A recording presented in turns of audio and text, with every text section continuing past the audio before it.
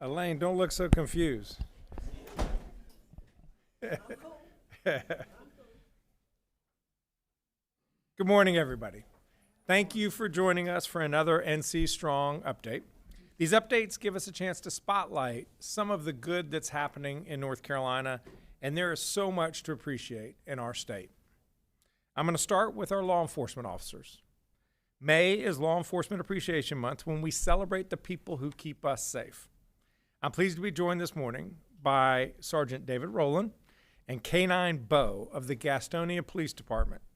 Sergeant Rowland, please join us on stage, and Bo, please join us too. What we've learned about Bo is that what makes him excellent as a tracker means that obedience is not his number one feature. Adorability is, however. Entering the field of law enforcement is not a task that anybody makes lightly. It's hard work, it's underappreciated work, it can be dangerous work, but it is meaningful and oh so important. That's why we have to support our law enforcement officers. My budget calls for a 15% raise for law enforcement state law enforcement officers, correctional officers, and youth counselors over the biennium, as well as a hiring bonus of $5,000 for all state and local law enforcement agencies for new hires and those coming from other states. I'm pleased that the General Assembly has also included raises for law enforcement in their budget framework, although as the framework is just one page, the devil will be in the details of the final document. But what's clear is that we must value the people who dedicate their careers to keeping us safe. One of those people is Sergeant David Rowland, in partnership with his partner, K-9 Bo. It seems like a long time ago, given how hot it has been, but we had a massive snowstorm this past winter in North Carolina, one of the biggest to hit the state in decades. And during that storm, a teenager with special needs wandered away from his home. He wasn't wearing warm clothing, and his family had no way to find him. First responders established a perimeter. Then K-9 Bo and Sergeant Rowland got his scent and tracked the boy down before any harm befell him. Saving lives, it turns out, is just what this duo does. In 2024, they received national recognition for saving a child from a kidnapping. A 7-year-old boy was abducted at knife point by someone experiencing a mental health crisis. The team tracked the child's scent for nearly 7 miles for more than 4 hours and finally found him unharmed inside a shed. Earlier this month, the team successfully tracked 2 criminal suspects who ran from police on stolen motorcycles, finding one of them in the ceiling of the local hospital's radiology department. These are just a few of the dozens of cases where Sergeant Rowland's leadership and Bo's doggedness have saved lives and brought people to justice. Gastonia is safer and stronger for their dedication. And Sergeant Rowland, I'd like to now turn it over for you to say a few words, if you would. Yes, sir. You just gonna stay there? Okay. So thank you for recognizing Bo's incredible accomplishments here today. From rescuing kidnapped children to tracking dangerous shooting suspects and robbery suspects to finding lost children and elderly people with all kinds of ailments. Bo continues every day to amaze me with his insane abilities to find people. It's an honor to be on the other end of this leash, to him, serving the citizens of Gastonia and our local communities that reach out to us to partner with us. Strong partnerships are a big thing at Gastonia, and we pride ourselves in our ability to work with all agencies and all community members. And Bo was just great, and I'm happy to be here. Thanks, sir. And you said, stay right here. You said he wasn't well behaved. Look at him. He's doing great. Well, he's tired. Sergeant Rowland, one of the things I get to do is to induct people into the Order of the Longleaf Pine. The Order of the Longleaf Pine is an award reserved for those who've made significant contributions to the state and our communities through exemplary service and exceptional accomplishments. Since 1963, the award has been reserved for North Carolina's best, and you, my friend, are among them. Folks who are inducted into the Order of Longleaf Pine are often just regular people dedicated to serving our state and their communities. and you are a shining representative of what makes North Carolina so special. We are grateful to your heroic service, and it is now my honor to induct you into the Order of the Longleaf Pine. Wow. Thanks, sir.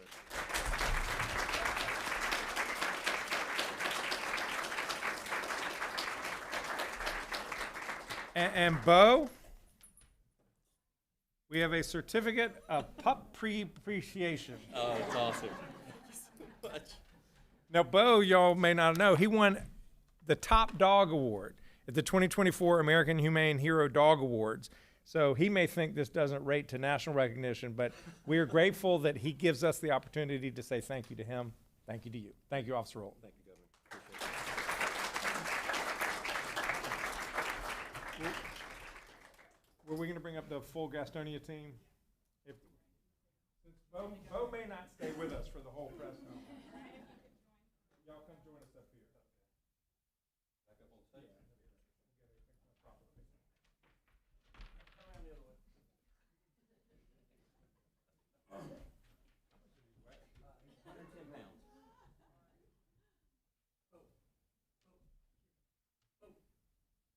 Yes, he knows.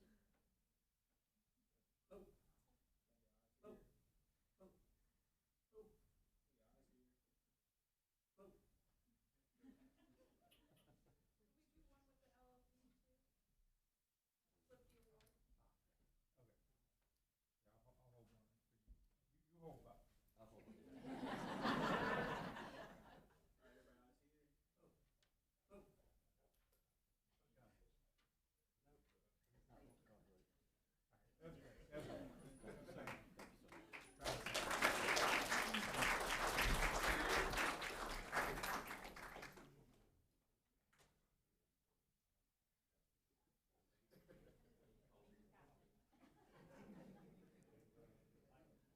Thank you all. Sergeant Rowland said that 35% of that dog's brain is nothing but scent. And evidently scent is color to the dog, and that's all the dog wants to think about. So I showered this morning, which was good. Another group that is working tirelessly to keep us safe is North Carolina's correctional officers. I'm going to now invite forward Secretary of Adult Correction Leslie Dismukes and Captain Derek Simmons to join me on stage. North Carolina ranks 49th in the country in what we pay correctional officers. It has not always been this way. 20 years ago, our correctional officers were among the best paid in the Southeast. Now we are second to last in the country, behind even our neighbor, South Carolina. Right now, we're asking people to put themselves in a very demanding, albeit rewarding job, and asking their families to make sacrifices on our behalf as well, so that they can earn less money than they could if they worked at a Costco.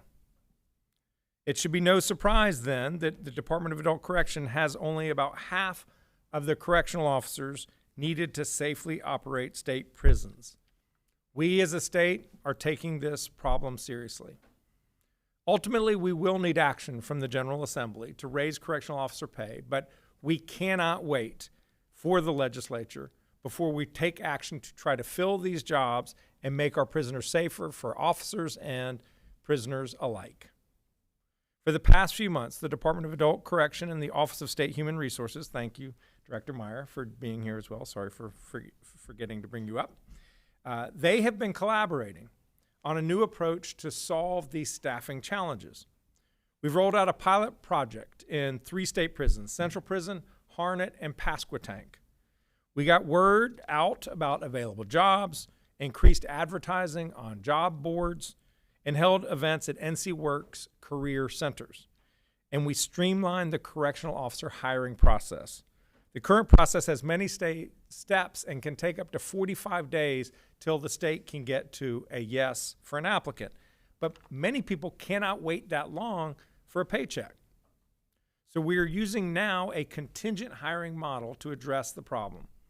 Once someone passes through the initial steps of getting hired, we put them to work immediately in other roles as the certification steps continue to play out. That means that people get hired, onboarded, and paid quickly. So we're not losing out talent to other places that can get them started faster. The pilot initiatives are working, In 4 months, this pilot program has hired 95 people at 3 prisons mentioned, 31 new hires at Central Prison, 43 new hires at Harnett, exceeding their hiring goals of those 2 institutions. And while we have not yet hit our hiring goal at Pasquotank, we have hired 21 new officers there so far. I want to thank the DAC and the OSHR for their innovative partnership to get it off the ground, but of course we still have a long way to go. Like I said, we have about half the correctional officers needed to safely operate state prisons. And we are losing talent every month. It's both a recruitment and a retention challenge. So we're going to keep working hard on hiring more correctional officers, and we need legislative partnership. My budget proposal called for a 15% raise for correctional officers over the biennium, and I'm glad to see that the General Assembly agrees. But we need the legislators to get the deal done. Every day without a budget is another day that correctional officers will keep scraping by, trying to keep people safe with half the manpower needed. So let's solve this problem and make our state safer. I'm now going to turn it over first to Secretary of Adult Correction Leslie Dismukes, who will share more about the ongoing recruitment and retention efforts at the DAC, and then Captain Derek Simmons from Noose Correctional Institution in Goldsboro will share more about what it's like on the ground and how the state can better support their safety mission. Secretary Dismukes. Thank you, Governor Stein. And thank you, Director Meyer. OSHR has been a tremendous partner, and we appreciate your support in helping us reach our recruitment goals during this pilot program. We're hiring people at a higher rate, and we've reduced the time to hire by about 10 days, so fewer people are dropping out of the hiring process along the way. Integrated outreach efforts have expanded our reach from community relations to paid advertising and intentional social media. We are seeing positive results. The engagement campaign has attracted public servants who are interested in careers from hire to retire. We're bringing candidates into the pipeline who want stability, structure, and solid benefits, but who also feel called to serve. The pilot program has brought innovation to our state's recruitment and retention strategies. From refreshed marketing to improved HR operations, we are seeing the impact of this new model on our goals. We've had good success in our pilot locations, but we are a system of 55 correctional facilities across the state, and we need to be able to replicate that success at each one of our facilities. Perhaps the most telling thing that I can share with you is about our staffing situation and our numbers from last year. In 2025, we hired 2,647 people. 1,530 of those were correctional officers.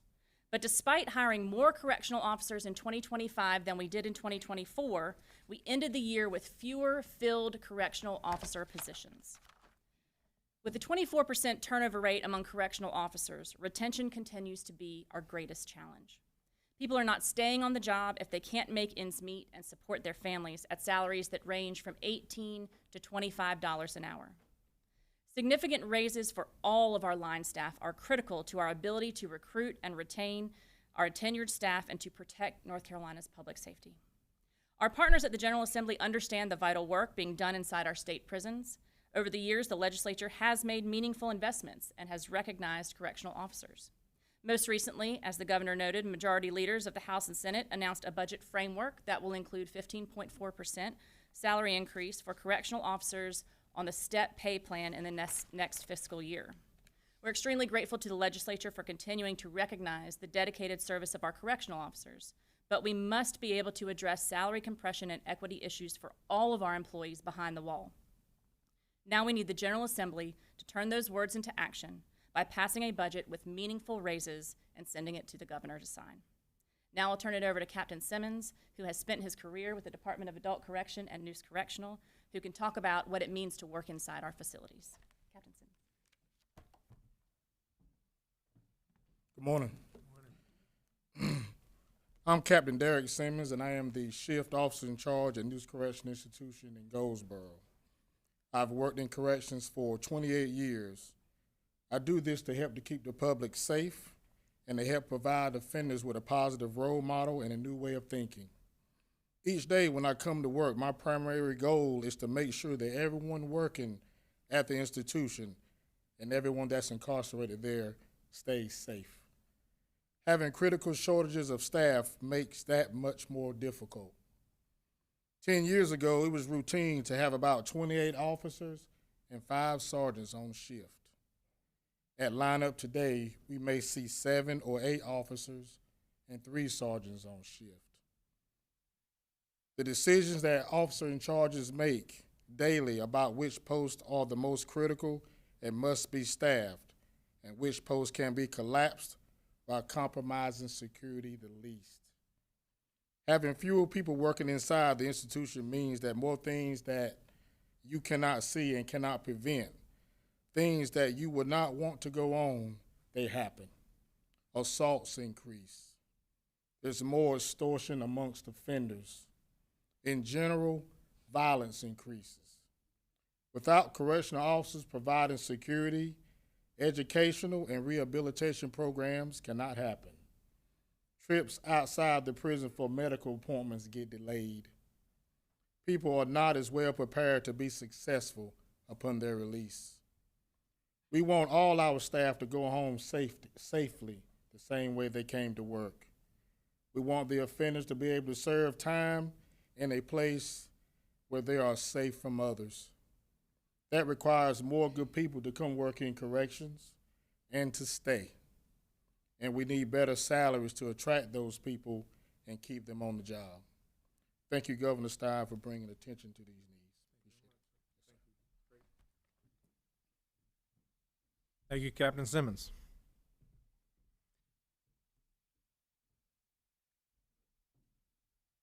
I'm now going to turn our attention to a topic that troubles many of us who follow the news, and that's people with insider knowledge making money predicting the news.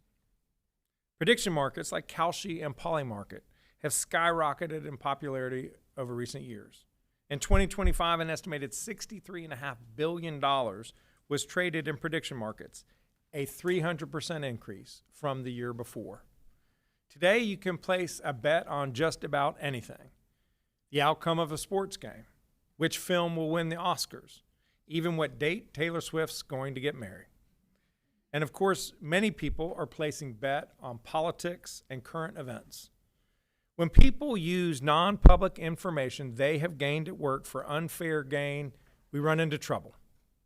And when the public sees outlandish bets being placed on events that involve government decision-making, like military actions, vaccine approvals, or something even as outlandish as UFO sightings, immediately before the decision is announced, it is wrong.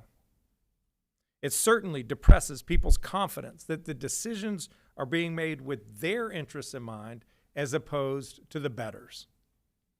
Public employees with insider information must not participate in these prediction markets. People need to have faith that their public servants are working on their behalf, not leveraging their knowledge unfairly to win a bet and make money. So that's why today I will sign an executive order that prohibits state employees from using information that they've gained at work to participate in prediction markets. This executive order is a natural extension of the North Carolina State Ethics Act, which prohibits public servants and legislative employees from using or disclosing non-public information gained through their official responsibilities toward their own personal financial interest.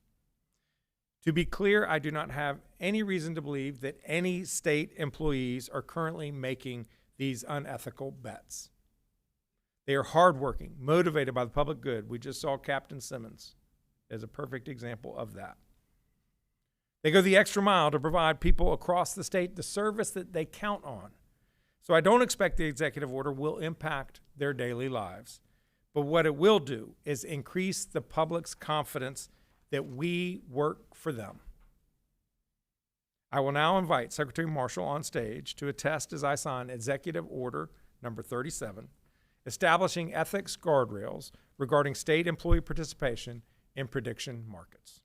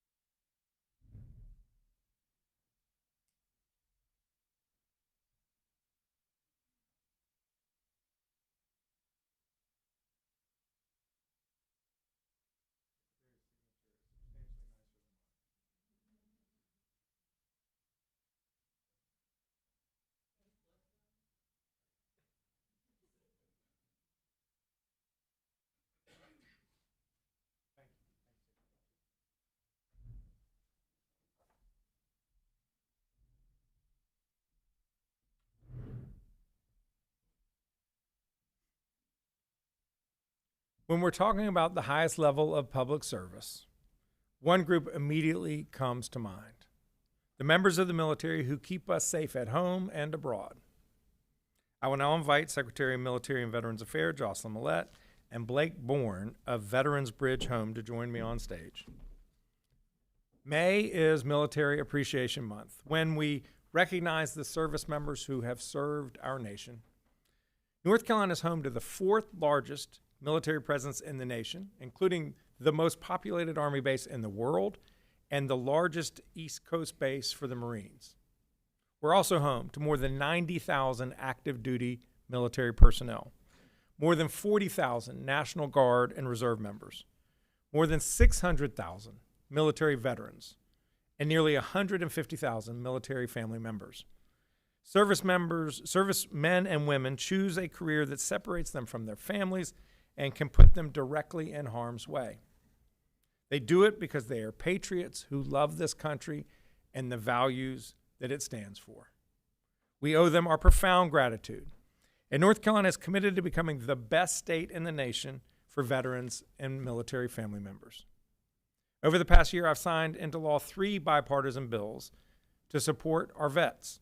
One bill makes it easier for veterans and service members' children to be enrolled in public school and obtain in-state college tuition. The second provides tuition discounts for veterans at UNC system schools. And just a few weeks ago, the third law fully funded a scholarship program for children of wartime veterans. I also made North Carolina a Do Your Part state, a joint initiative between the Blue Stars families and the National Governors Association that supports military families. As long as I am governor, my administration will take a whole-of-government approach to supporting service members, veterans, and their families. And that is why today I am signing another executive order aimed at strengthening North Carolina's military communities. This executive order builds on and modernizes 2 prior orders from 2012 and 2013 by recognizing the central role of the Department of Military and Veterans Affairs in coordinating our state's support of service members. Under this executive order, each cabinet agency will designate a military affairs coordinator, and I am inviting Council of State agencies to join us by making such a designation. The military affairs coordinator will have 2 main jobs: being knowledgeable about their agency's work that could impact service members and their families, and coordinating with the DMVA and other agencies about shared efforts to support service members. DMVA will convene each agency's military affairs coordinator regularly to develop strategies for tackling gaps in state services to these important folks. Because when we work together, we will achieve better results for our military. I'm grateful for all that the DMVA has already been doing to support service members and veterans. I applaud Secretary Jocelyn Millette, herself an Air Force veteran, for her leadership. But we can always do more to support our military, our veterans, and their families, and we are determined to do so here in North Carolina. I will now invite Secretary Millette to speak about the Military Affairs Executive Order, and then we are fortunate to be joined by Blake Bourne, who will speak about his work at Veterans Bridge Home and the power of partnership. Secretary Millette. Thank you, Governor Stein, and good morning, everyone. I'm grateful to be here with all of you this morning and to have the opportunity to honor the community of people that I am both proud to be a part of and proud to serve, both as a third-generation veteran and now as the Secretary of the North Carolina Department of Military and Veterans Affairs. As Military Appreciation Month comes to a close, it is vital that we recognize the continued dedication, strength, and sacrifice of our active duty service members, our National Guard members, reservists, veterans, and their families. I'm proud to say that today's executive order, Strengthening North Carolina Military Communities, takes that recognition to the next level through collective action to support and coordinate with our military installations and the surrounding communities. I'm excited to be here this morning with several members of Team DMVA, many of whom are veterans and military spouses. We know, and I've shared with Governor Stein, that we cannot be one of the most military-friendly states based on population and number of installations alone.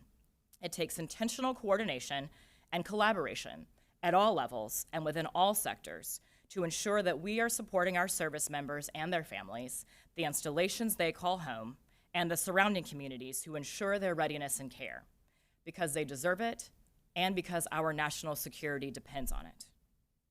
I'm thankful that we have a governor who gets that and who understands the importance of taking meaningful and intentional steps toward improving the lives of North Carolina's heroes and their families.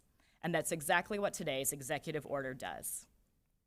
The U.S. military is the second largest sector of North Carolina's economy, and it touches every aspect of our communities, including healthcare, education, housing, and workforce development.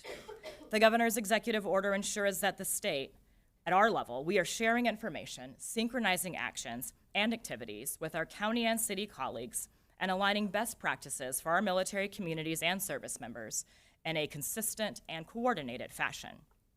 The work of our newly designated military affairs coordinators will strengthen relationships with military communities all across our state and enhance the services and resources that we, as state government, can provide for our service members and their families. This executive order is another step toward North Carolina truly being the #1 state for military and veterans. And I want to thank my colleagues in the cabinet for their dedication to these communities. And that really means I thank them in advance for swiftly adhering to our governor's EO and designating their department's military affairs coordinator. And again, I want to thank you, Governor, for your leadership and for your prioritization of this work. Now I'd like to introduce Blake Bourne, an incredible leader who demonstrates the power of partnership every day. Blake is a relentless advocate for our service members, veterans, and their families through his work at Veterans Bridge Home. And he knows well the breadth of impact this coordinated and collaborative work can have on our military communities. So now I want to turn it over to the Executive Director of Veterans Bridge Home, a United States Army veteran, and my friend, Blake Bourne. Thank you. Good morning, Governor Stein, Secretary McNulmulette. Thank you very much. Thank you for your leadership. It's an honor to be here on behalf of Veterans Bridge Home. So as a former Army officer, I spent 6 years in uniform with 2 deployments to Iraq and left my service, completed service at Fort Bragg, and my wife Leanne and I decided to call North Carolina home. Since that time, we've started a family, and we now live in Charlotte with our 2 great kids, one of which, sir, my daughter Ren says hello.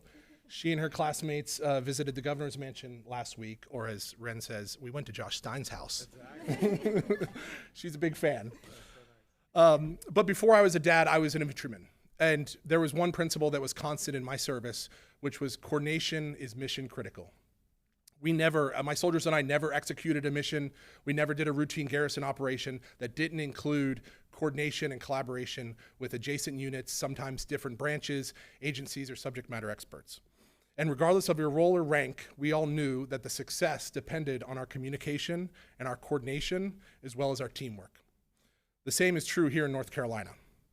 This state is one of the most important military communities in the country, and our military-connected population is large, it's diverse, and it's essential. It includes our active duty service members, our Guard and reservists, veterans, their spouses, their children, caregivers, and of course, Gold Star families and survivors. There are also thousands of strong programs, state and municipal agencies, nonprofits, employers, and community partners who want to serve the military-connected community. We have the people, we have the institutions, and we have the commitment to be the best state in the nation for veteran and military families. And the challenge is not a lack of goodwill, it's fragmentation.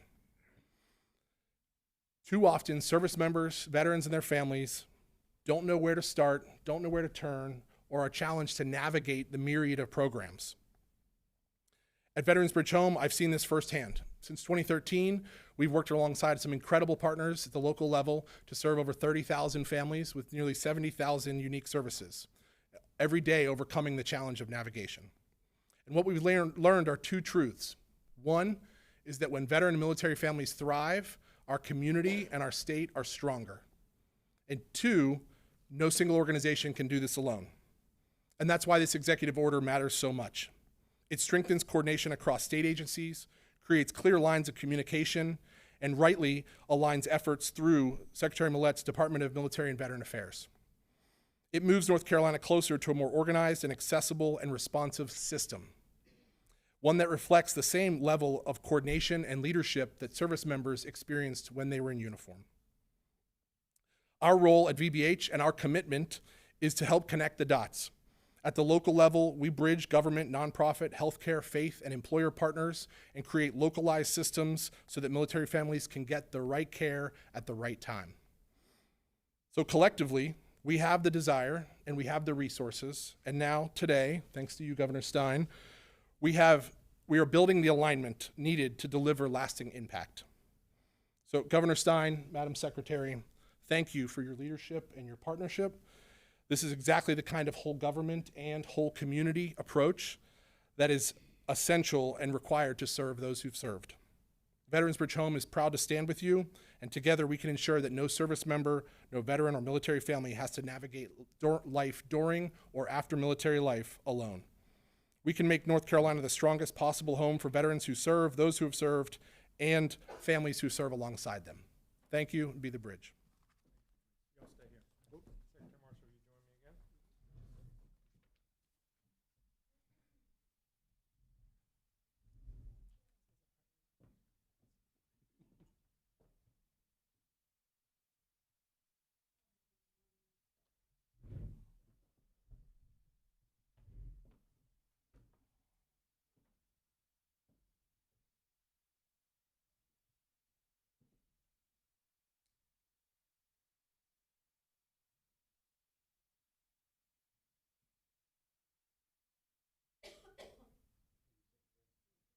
Executive Order number 38, strengthening North Carolina's military communities.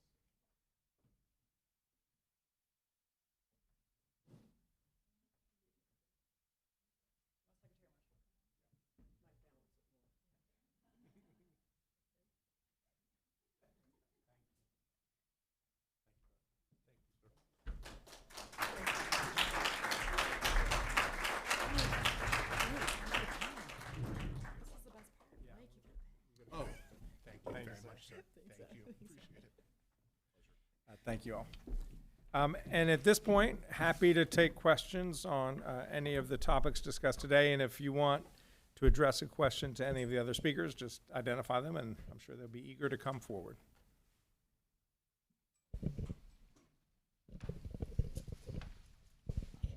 Thank you. Dawn Vaughn with the News and Observer.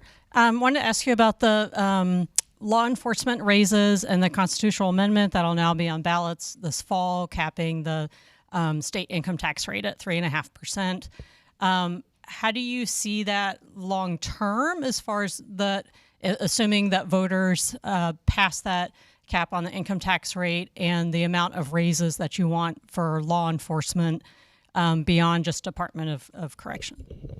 So the proposed increases that we saw for law enforcement and teachers in the framework were a step in the right direction. Now, of course, we have to see exactly what it looks like on paper, but I was pleased to see that. But it was a good step on what needs to be a long journey because we are so low. We're 49th in trooper pay. We're 49th in correctional officer pay.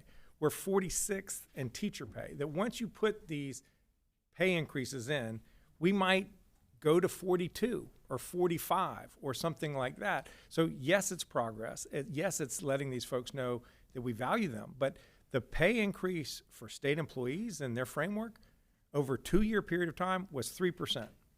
Inflation, probably 5%. And state employees are paying a higher amount on health plan today than they were 2 years ago. So on a real basis, we're asking state employees to do the same work for less money than they had, other than the ones that I mentioned. So what I want is a long-term, sustained investment in the public servants who do the people's business. What the constitutional amendment does is consign us to a bleak future. We don't have, current personal income tax rate now is 3.99. That's the lowest it's ever been. Next year, it's scheduled to go to 3.49, the lowest it will have ever been. And what that constitutional amendment would say is it can never go higher than that again, no matter what circumstance happens. I served in the state Senate in 2009 in the wake of the Great Recession after the failure of the global financial system. And it was devastating, absolutely devastating. And one way we addressed it is we had a surtax on people who are earning a lot of money. Because when you have a recession, A lot of people are struggling, but not everybody struggles equally. And that's what an income tax surcharge can allow you to do, is to get more resources from those who have the ability to pay it. So what this constitutional amendment of 3.5%, it's a con. Because what it's saying to people is, we're going to lower your taxes. It does nothing to lower the taxes because that's happening by law. So it will not put any more money in anyone's pockets. But what it will do is make regular people pay the consequences of it next year and years into the future, because it will insulate the very wealthy from ever having an increase in their income tax. And when there is a recession and revenues are needed to fund, because we have to have a balanced budget every year, when revenues are needed, you know who's going to have to pay? It's you. It's regular people every time they go buy something through the sales tax. So this income tax cap of 3.5%, it's really a millionaire protection cap, and it's a take money out of working people's pocket cap. You mentioned sales tax. Do you think they should cap the sales tax, or do you think that this means that sales tax would potentially go up if income tax is capped? There's no question that the state would have to raise sales taxes in the event of a future recession. And so what I think, first of all, to be clear, the income tax is capped today by the law, by Constitution, it's 7%. So we have a cap. We don't have to worry about somebody imposing a 15% income tax. I think it is wrong for one General Assembly to bind the hands of a future General Assembly for circumstances that folks don't know about. Now, what is real? This amendment is a cynical ploy, but what is real is people's financial situation. The costs of gas and groceries, of housing and electricity, of health care and child care, all of those things are going up. And people are feeling the crunch in their wallets. They're having a tough time at the end of the month paying all of their bills, and they have to prioritize. What am I going to do this month? What can I put off till next month? I want to put more money in people's pockets, which is why in my budget, I have targeted tax cuts that support working families, that support parents of young children with a child and dependent care tax credit and a sales tax holiday for back to school. And it raises the amount of income before anybody pays taxes, so everybody in the state would benefit from it. But it's targeted, and it will help people by putting more money in their pocket. These constitutional amendments is cynical gamesmanship.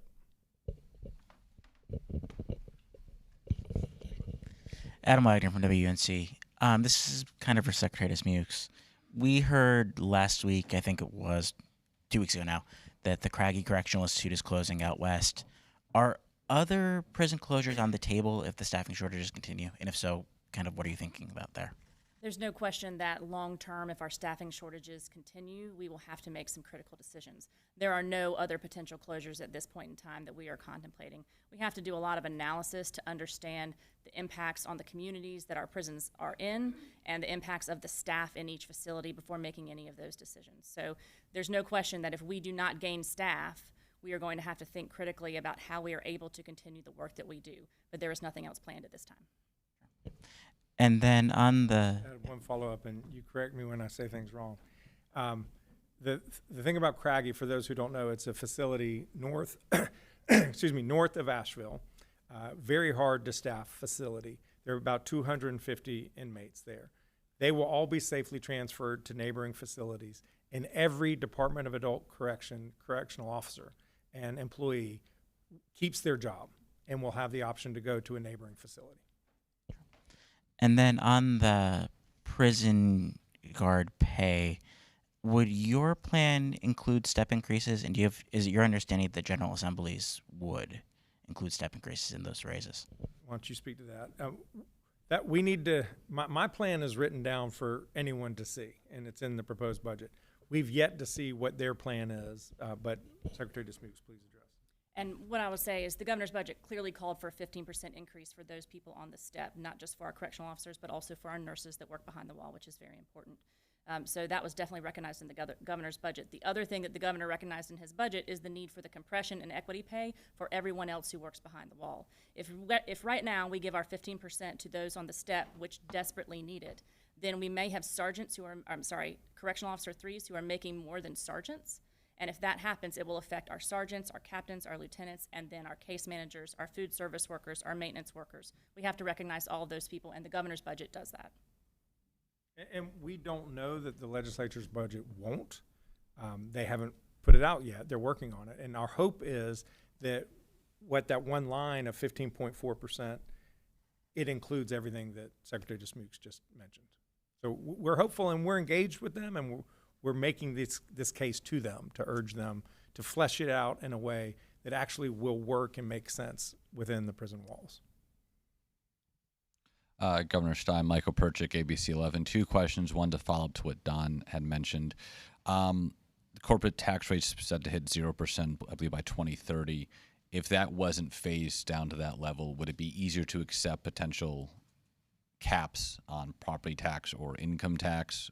Do you view them as two separate issues, or do you feel they're kind of a joint issue that you kind of combine them and that's the larger long-term problem? On the corporate income tax, right now the corporate income tax in North Carolina is at 2%. Of every state that has a corporate income tax, it is the lowest in the nation. Our taxes on businesses in aggregate are the lowest in the nation. So when I was in the legislature and they were first discussing the corporate income tax, I think we were at something like 6 3/4 or 6.8, something like that. And at that point, we were the highest in the Southeast, which created some competitive disadvantage for us. And a lot of states would say when they were trying to recruit businesses, don't go to North Carolina. They have the highest corporate income tax in the country. So the corporate income tax now is the lowest in the nation at 2%. You do not need to go to zero. That's another over $2 billion in revenue that will be foregone in the future if we go from 2 to 0. Who are the beneficiaries when you eliminate the corporate income tax? It is corporations, the vast majority of which that do business in North Carolina are not headquartered in North Carolina. The benefits go to their shareholders who do not live in North Carolina for the most part. Many of them are not even Americans. And so we are taking scarce tax revenue and giving it to out-of-state shareholders who are already very well off, which will then put pressure on two ways. One is either we will have to continue to be at the bottom of pay for state employees and have services start to degrade or degrade even worse over time, or we're going to have to get revenue from somewhere else, which would be through the sales tax, which again is taking money out of the pockets of regular people. Why are we going from 2 to 0? There's absolutely no reason to do it. So I oppose the elimination, and in my budget I called to just keep it where it is. We don't have to raise it. We certainly don't have to go to 0. Now, it is separate from the personal income tax.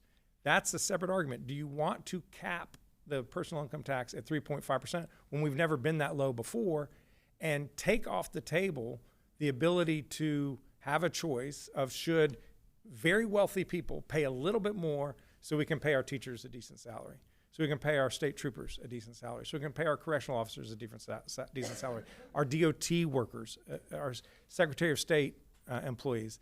They are getting an incredible increase in the number of business filings, but they haven't had a real increase in the number of staff or the pay of those staff, which makes it really hard to keep people on the job, which then undermines our ability to serve the state and meet people's needs. So I oppose both reducing corporate income tax to 0 and setting a cap of any kind on the personal income tax, because we already have one.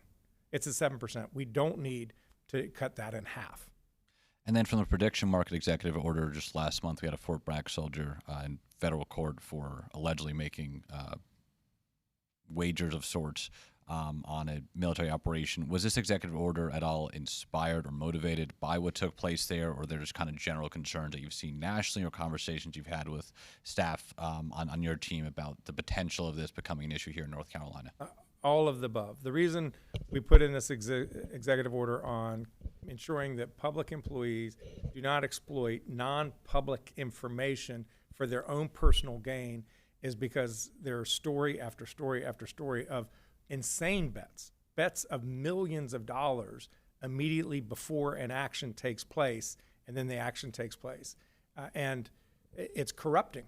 It's corrupting of people's faith in government. And what I know is that the people who work in North Carolina state government do so with incredible commitment, incredible passion for service to ensure that people are getting what they should out of their government in whatever way they contribute. And I want the people of North Carolina to have that confidence in knowing that when folks take action in North Carolina, they're doing it because it helps them, not because of somebody's personal financial self-dealing. Hi, Governor. Christine Zhu with NC Newsline. Last week, the House overrode your veto of House Bill 87, which is the school choice bill. If the Senate does this as well, what does that mean for public schools? I vetoed the bill on this federal tax credit because we haven't gotten final guidance. And it's the same comment as I was talking about the budget framework. We don't know what it ultimately looks like. And so I don't believe in making decisions without full information. So if the Senate overrides the veto, what I will do is wait to find out what the final guidance actually looks like. And then if it is what we think it may be, is we want to help create organizations where people can get their 100% tax credit up to $1,700 and put it to public school purposes, to after-school programs, to summer reading programs, summer enrichment programs. These are all things that are eligible under the law, we believe. I have to see what the final guidance looks like, but we're going to be creative, and when the time is right, we'll make recommendations for other public school spirited North Carolinians who want to participate and take advantage of this 100% tax credit.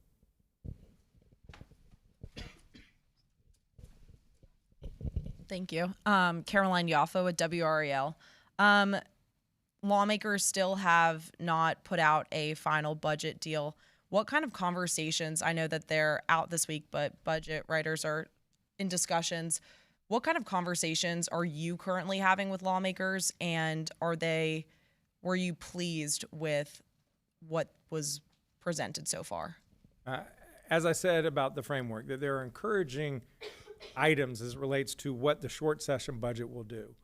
I think these revenue amendments and future tax cuts are fiscally irresponsible and are going to only serve to hollow out critical public services that are desperately needed by the people of the state.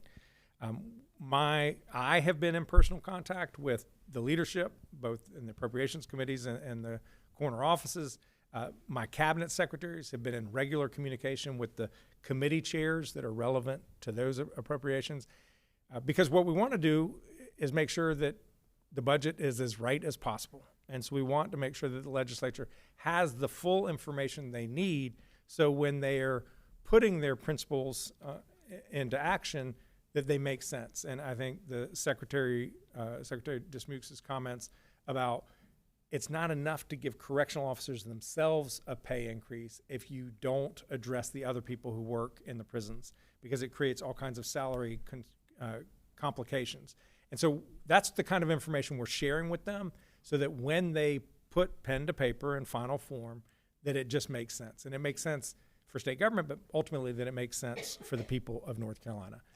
We are at go time. This is the time for them to finalize the budget, and we're eager to partner with them to come up with the best budget possible for North Carolina. Avi Bajpai with the NC Insider. Just to build on that last question, we heard, I think, a couple of weeks ago that from some House budget writers that they had been inviting over the last several weeks your cabinet secretaries to come in and give updates on their department's needs as they stand now. What have you heard from, like, kind of in terms of readouts of how those meetings have gone? And do you get the impression that those meetings were productive and that lawmakers were receptive to the current assessments that they were getting as to what each department needs? Do you think that's going to be reflected in what finally gets unveiled here? The proof will be in the pudding in terms of what the final document actually says. But certainly I am encouraged anytime the legislature reaches out to my administration and says, brief us on what you think the needs are. And then we go and we make our case. And hopefully that case is persuasive and that they agree with our priorities. And it remains to be seen what the final document will say.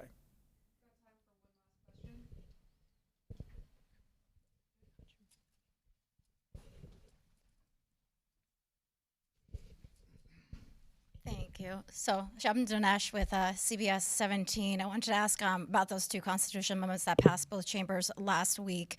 Were you surprised to see former Democratic representatives vote with Republicans, Representatives Cunningham and Nassif Majid. What I was surprised at is the willingness of this General Assembly to tie the hands of future General Assemblies, which may experience crises that we can't even imagine today. It is incredibly imprudent and fiscally irresponsible to set a cap on an income tax at a level that we've never even been that low before. And what that is a cynical shell game that will take the burden off of very wealthy people who can afford to pay a little bit more in income tax and put it on the backs of regular people, anybody who pays a sales tax for anything. Because in the time of a recession, you have two ways to raise revenue. It's either sales tax or income tax. And what these guys have done is a millionaire protection constitutional amendment. It's a financial straitjacket on future legislatures. Very imprudent. What we should be focused on is today actually delivering to put more money in people's pockets, which is why I have targeted tax cuts that help working families that are out there working hard, struggling to make a do, to give them a tax credit. It helps parents of young children with a child independent care tax credit. Also helps them when they're going back to school in August to have a sales tax holiday so they can buy supplies. And it also raises the standard deduction for every North Carolinian so that everybody gets a bit of a tax break. That's the kind of real action that will make a difference in North Carolinians' lives, not these constitutional amendments that just serve to protect the very wealthy and put more money, more obligation on the backs of regular people. Thank you all.